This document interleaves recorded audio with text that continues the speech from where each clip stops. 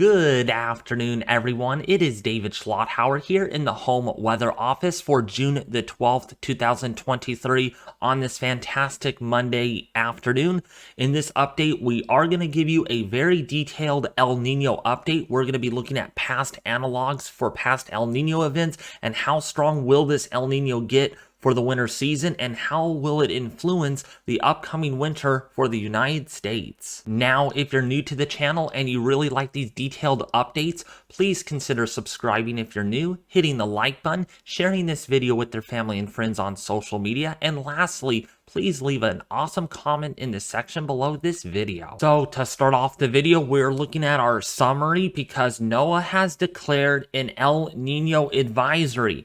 This means El Nino conditions are being observed across the eastern equatorial Pacific, so I'm going to highlight that. And we're looking at above average across the east and central Pacific basin with those sea surface temperatures. It is also notably important that atmospheric anomalies are consistent with a weak El Nino that is now in progress, and we're expecting to see El Nino to gradually strengthen and further strengthen into the northern hemisphere winter of 2023 and 2024. All right, so this is really important. What I highlighted there on the screen illustrates this is why we have an El Nino advisory, because sea surface temperatures are above normal. The atmospheric is behaving like that of a typical El Nino. So recent evaluations of our equatorial Pacific sea surface temperature departures, we're looking at near to above average sea surface temperatures that have persisted across most of the tropical Pacific basin. Positive sea surface temperature anomalies in the eastern and Pacific basin expanded westward with time. So when we actually highlight this area here, I'm going to get blackout. We could really see how this really has expanded westward over the last few months, which is important, right? That's how we get a atmospheric response to El Nino, is this basin-wide warming that we typically get. May not be as warm in the El Nino 1+2 region, but it is surely warmer than it was a couple of months ago in the Central Pacific, and that is really important. That El Nino 3.4 region, or Nino 3.4, is extremely important because it influences our weather the most during the Northern Hemisphere fall and winter time period.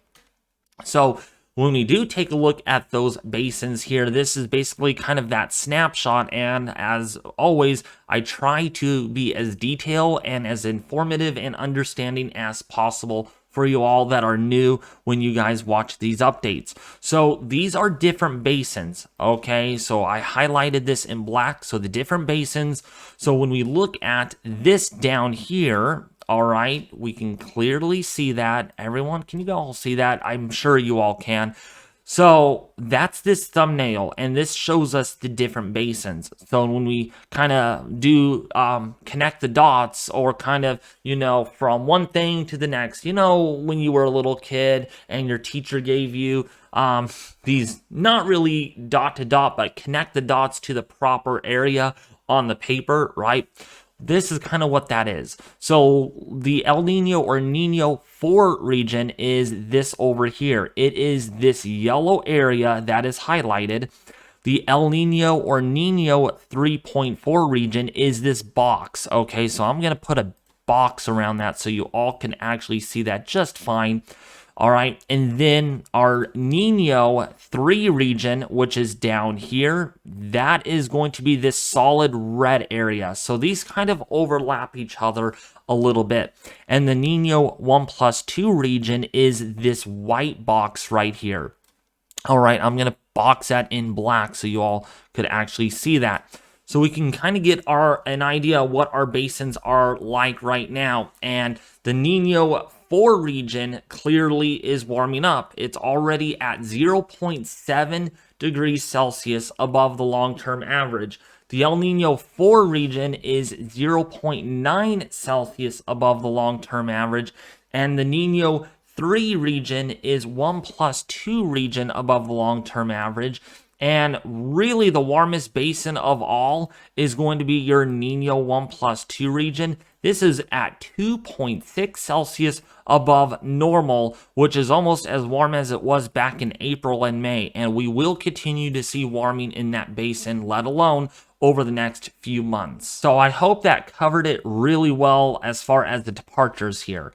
So we're going to skip this because this is actually, we could show you this, heck with it, right? More detail, let alone. So we can see, again, our tongue of water anywhere between 1 to 1.5 Celsius over the last 4 weeks. That is significant. Quite warm over here again, along the Peru coast, running 3, even 4 Celsius above normal. There's even some anomalies locally on a daily average that are running 5 Celsius above normal. That is very significant for this early stage in the El Nino period.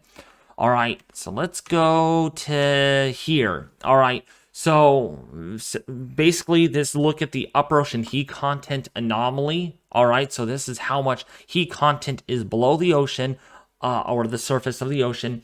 So subsurface temperature anomalies were negative until June of 2022 before becoming briefly positive. From early July 2022 to mid-February 2023, anomalies were mostly negative. Subsurface anomalies became positive in February and increased through mid-April 2023 before leveling off. Now, here is a very concerning aspect to this discussion that they mentioned here. All right, I'm going to highlight this we'll do red, heck with it, right? Because that's what El Nino means. Since late May 2023, anomalies have slightly increased again. So we can clearly see this reflected in the sea surface temperature anomaly right here. So we have had this huge increase. We kind of dropped down, leveled off, and now we're increasing again.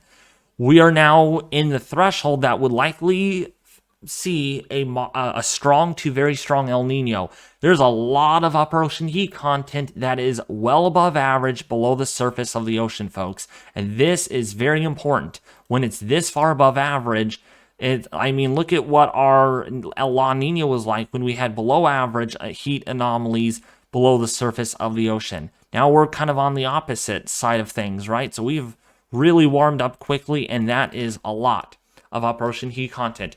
So we're not going to talk much about this because it's going to be important that we talk about that in this portion of the discussion, all right? So we're just going to kind of look at this later on in the video, all right? Hopefully you all understand that. So our tropical OLR wind anomalies during the last 30 days. So in other words, what we're looking for here is wind anomalies. Are they stronger from the west than usual? Are they stronger from the east than usual, right? So right now, there have been westerly wind anomalies over the West Pacific, over the Philippines, over portions there of Indonesia, as well as portions there of Taiwan, and even for Thailand and Vietnam. While there has not been much in the way of westerly wind anomalies over the eastern equatorial Pacific in the 850 millibar layer, so this is kind of showing you the low-level trade winds, they have been performing pretty much normal so far. We have had slightly stronger than normal trade wind anomalies in the far eastern equatorial Pacific.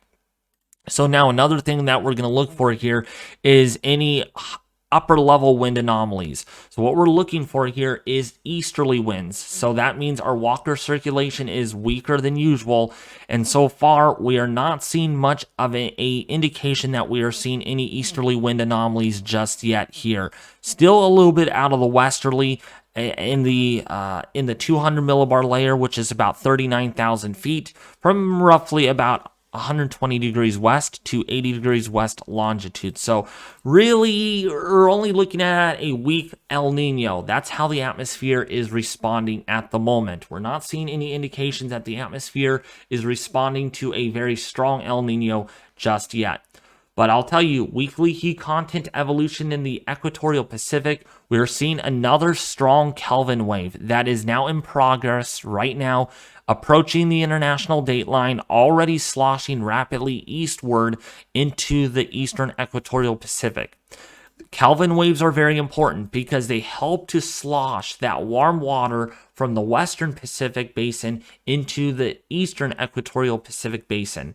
And so what we're seeing right now is a strong downwelling Kelvin wave that is in progress, and this will lead to more substantial warming in the central and eastern equatorial Pacific in the next couple of months.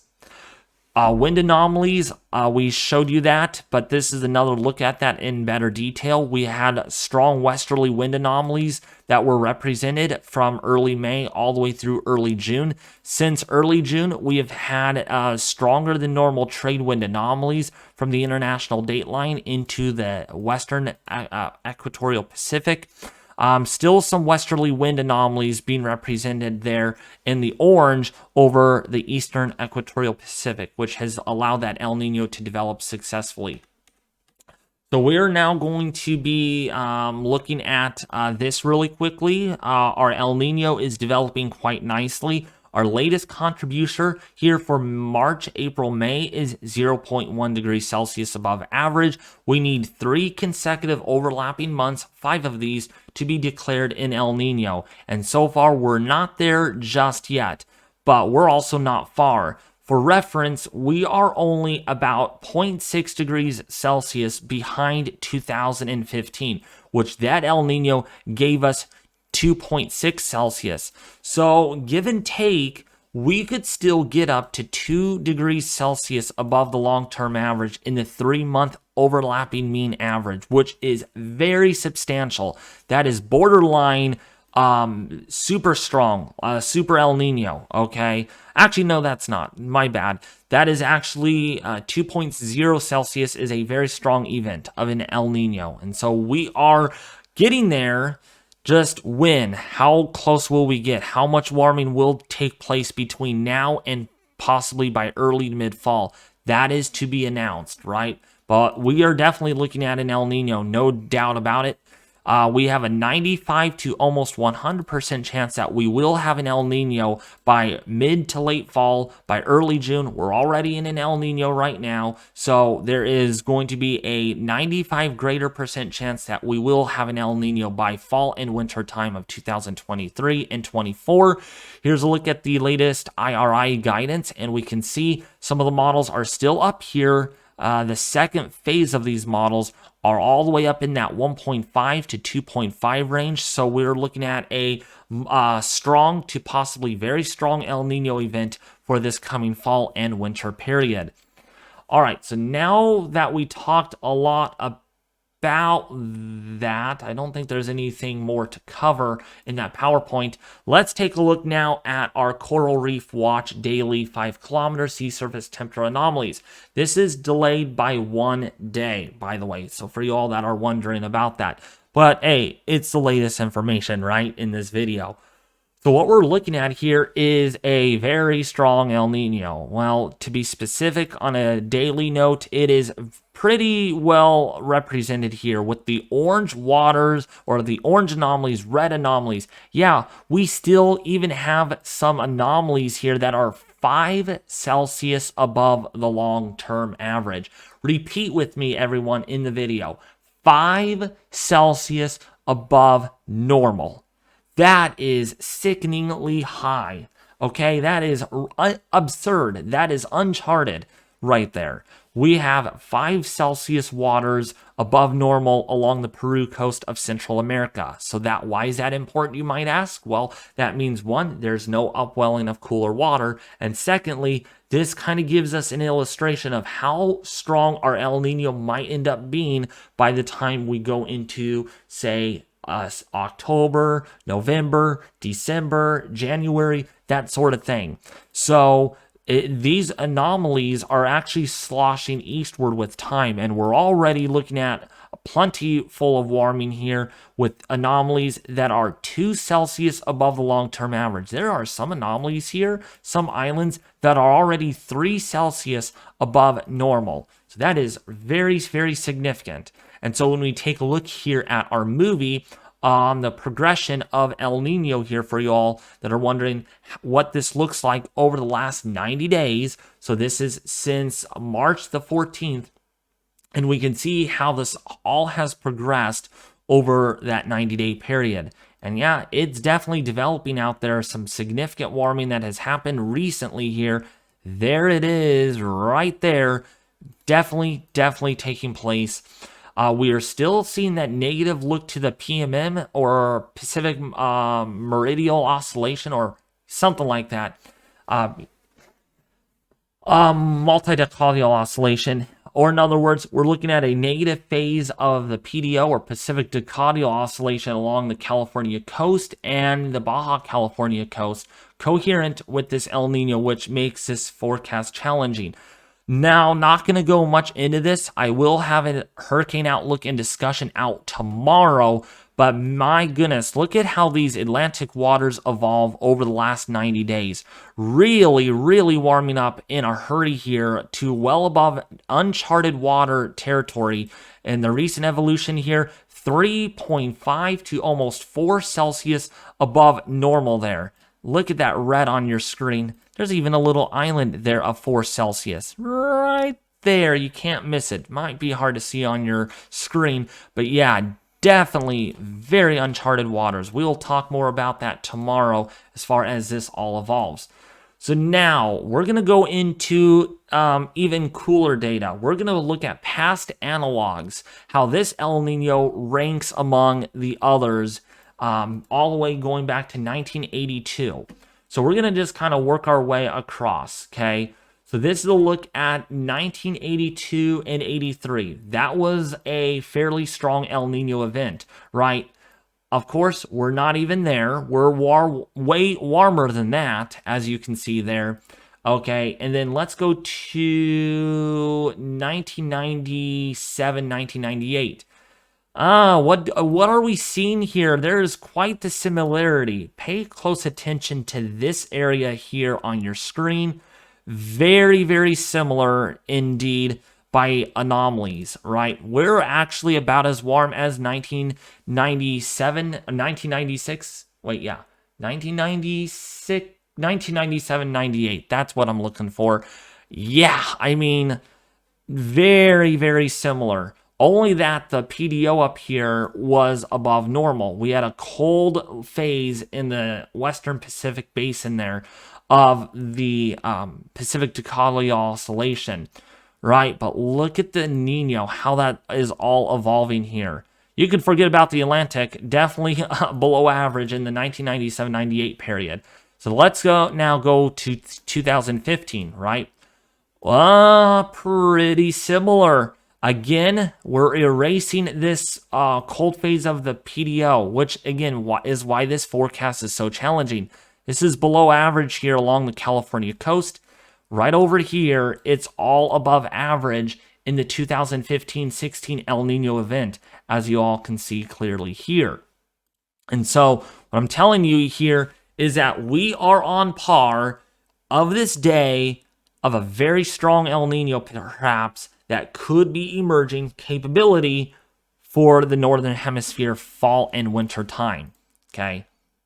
So now, let's go on to our next thing right here. Let me refresh this. Don't know why their movie freezes up all the time, but this is very important. This is looking at that subsurface ocean anomalies, the heat content that is stored below the surface of the ocean.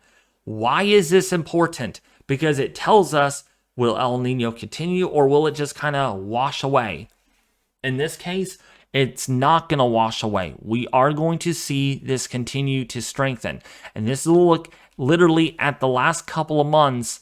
Actually, yeah, the last few months, perhaps, looking at that El Nino. And yeah, look at how this has all evolved since mid-April.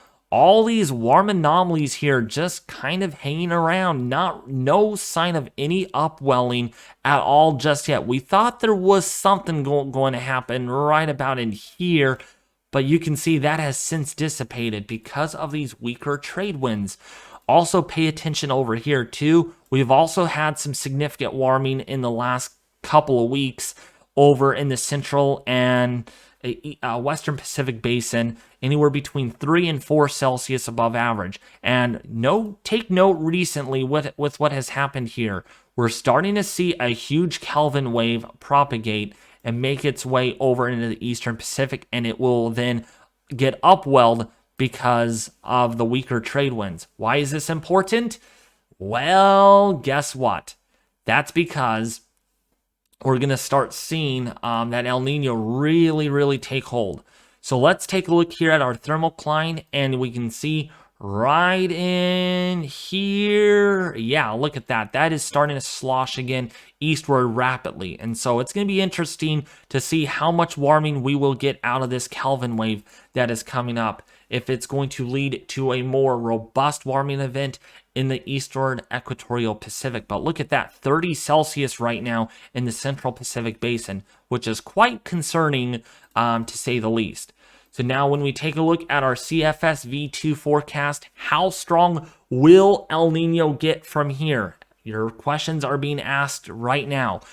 Still, it looks like we could make rival at least to 2 Celsius. That's what this model actually illustrates. Right now, it's been more corrected from the previous versions, so probably approaching 2 Celsius, which would give us a very strong El Nino event.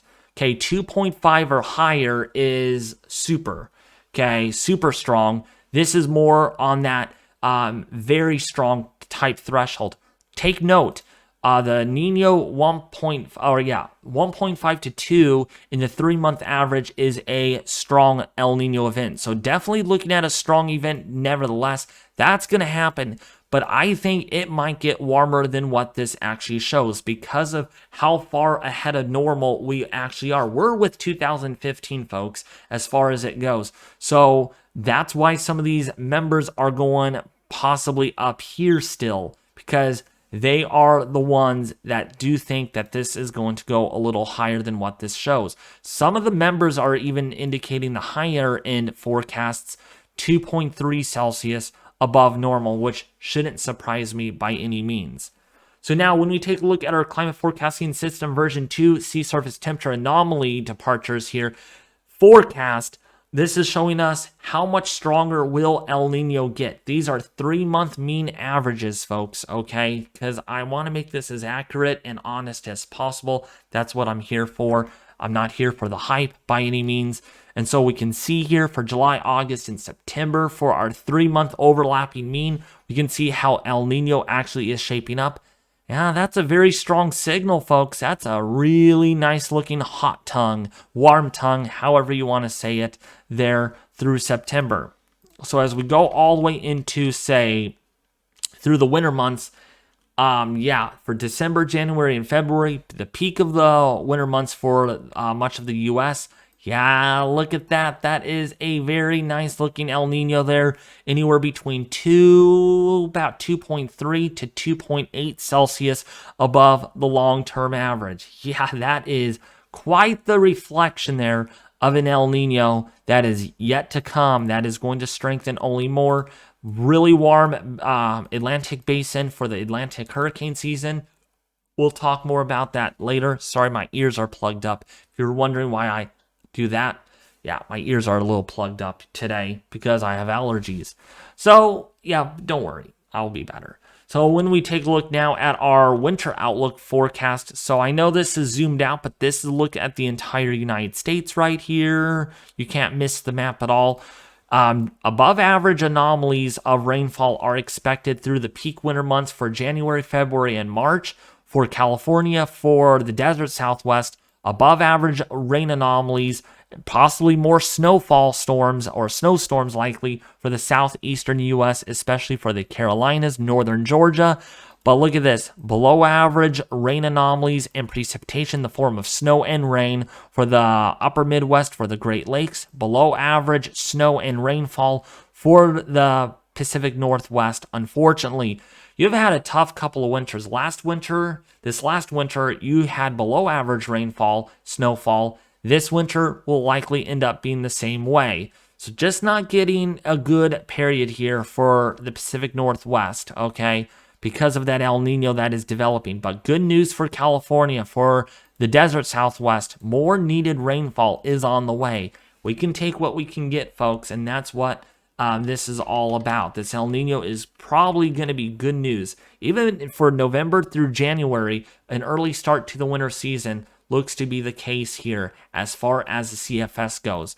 When we take a look at the CANSIPS model for November, December, and January, pretty similar here. Above average anomalous rainfall, snowfall for California and Nevada. Above average rainfall, snowfall perhaps for the southeastern U.S.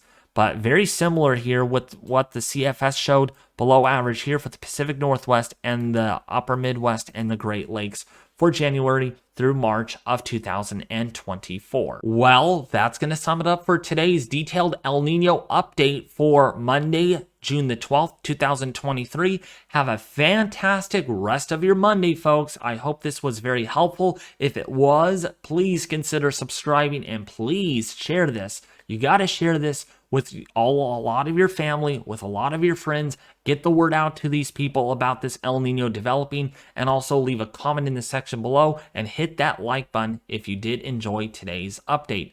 That is going to do it. I will be back with you more tomorrow with another detailed Atlantic hurricane forecast and discussion.